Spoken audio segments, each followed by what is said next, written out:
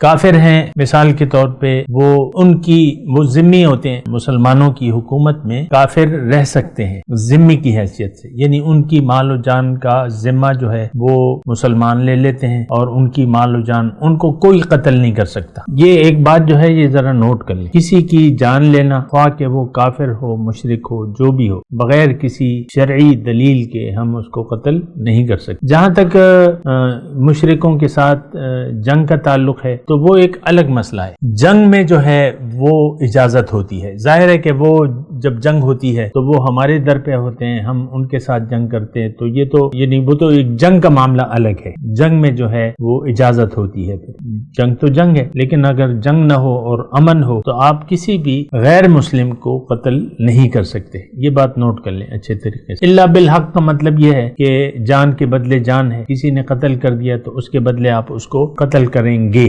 اور قصاص لیں گے، یا کوئی بھی مرتد ہو جائے انسان تو پھر مرتد کو قتل کرنا یا گستاخ رسول کی سزا جو ہے وہ موت ہے، لیکن یہ مملکت کے کام ہے، مملکت کرے گی۔